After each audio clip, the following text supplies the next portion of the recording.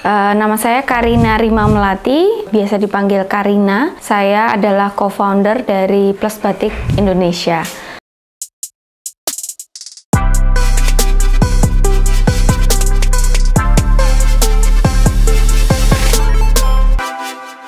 Awal mulanya berdiri itu inspirasinya sebetulnya dari kegelisahan saya dengan co-founder yang lainnya untuk mengatasi tantangan-tantangan atau masalah-masalah yang ada di industri batik.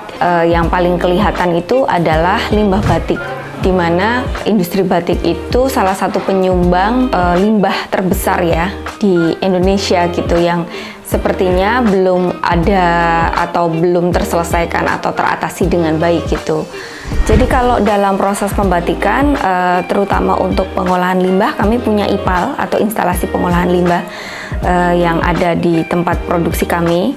Limbah cairnya itu kami olah dulu sebelum kemudian kami lepaskan ke sungai gitu. Dan kami juga menyadari bahwa di tempat kami itu kan juga pemukiman padat penduduk gitu, jadi kami juga tidak mau mencemari itu gitu. Untuk pengolahan limbahnya, jadi dari sini nanti prosesnya itu mengalir pakai selang ini. Jadi keluar di sini ditampung, pertama ditampung di sini, terus dinaikkan pakai filter, nanti dinaik di sana. Itu paling nanti 3/4. 3/4 itu nanti terus diobatin, pakai obat lagi ya? Ya, diproses, diobat paling sekitar 3 minggu, nanti baru bersih, baru dibuang. Dibuang yang sudah benar-benar jernih, airnya dibuang. Sudah aman untuk nanti endapannya di sini ditampung di sini. Nanti jadi seperti ini endapannya kalau kering. Ini udah aman, ini dibuang. Ini udah aman. Bisa untuk media tanam juga bisa. Ya, untuk campuran media tanam. Karena kami juga melihat bahwa batik itu bukan hanya tren ya. Kalau batik itu dianggap hanya sebagai tren, berarti trennya akan turun gitu.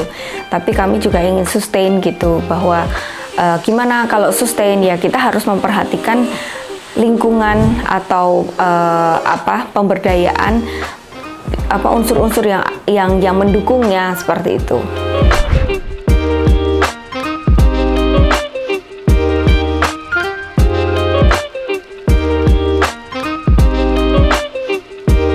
Selain itu juga kegelisahan atau tantangan yang kedua dari industri batik itu adalah upah. Gaji untuk para pekerja batik atau buruh batik itu masih rendah sekali gitu, bahkan ada beberapa yang harian seperti itu. Maka kami mencoba untuk memperbaiki kualitas upah para pekerja kami.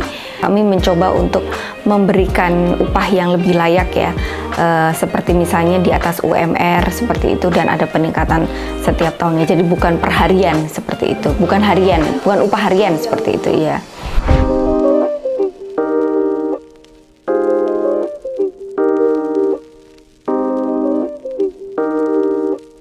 Kemudian kalau untuk pelatihannya, jadi kami juga melakukan pemberdayaan dengan pelatihan-pelatihan batik, baik itu kepada personal ataupun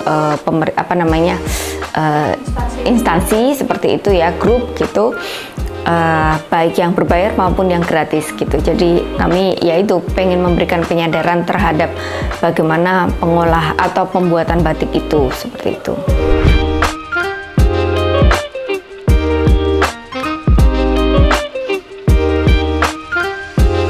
Kebetulan kami juga misalnya kainnya juga dari bahan kain dari Kusuma Sandang seperti itu.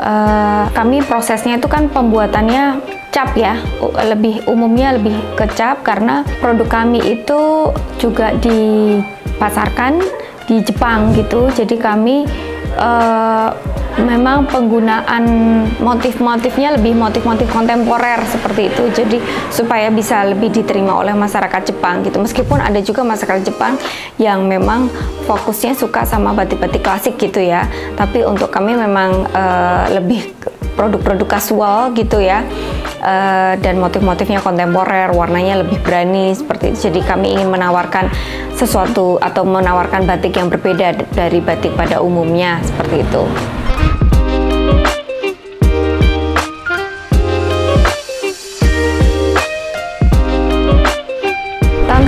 kalau dari segi produksi kadang kami gagal, misalnya warnanya nggak sesuai dengan ini ya, sesuai dengan ekspektasi gitu kan, karena ya cuaca juga faktor, misalnya kita mau pakai indigo sol tiba-tiba mendung gitu, warnanya tuh pasti turun gitu, atau nggak rata seperti itu. Kemudian kalau misalnya kita mencoba untuk membuat mock-up produk baru gitu, itu kok gagal-gagal terus gitu, itu kan butuh apa ya, effort juga, waktu, energi, tenaga gitu.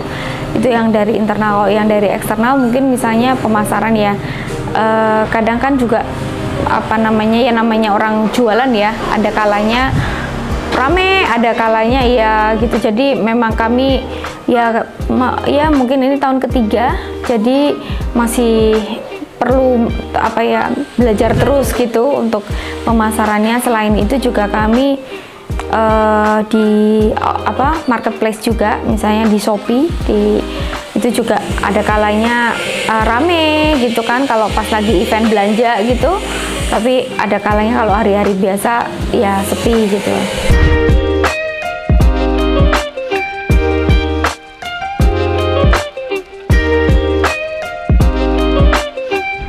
Misi. Jadi Plus Batik ini itu kan tagline-nya adalah batik untuk kehidupan lebih baik gitu. Jadi kami memang, batik kami berharap memberikan solusi atau tawaran baru untuk memberikan solusi kehidupan yang lebih baik gitu. Karena batik itu identitas Indonesia gitu ya.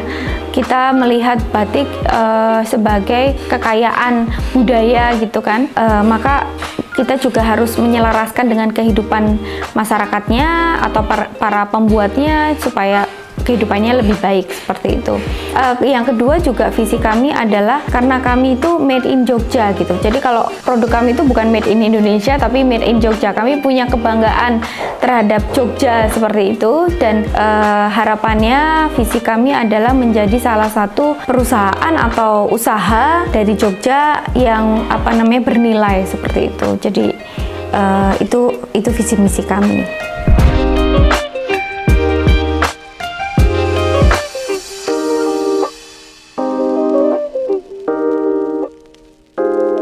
Jadi kami memanggil customer kami itu, atau istilahnya tuh follower kami itu plus people.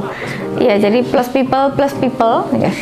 Silakan datang ke toko kami, ke offline store kami di Danunegaran, Gang Rama, MJ3 nomor 1098 atau 1098, Mantri Jeron, Yogyakarta. Silakan datang untuk belanja atau untuk melakukan workshop di sini. Kami ready dari hari Senin sampai hari Jumat, dari jam 9 sampai jam 4 sore ya.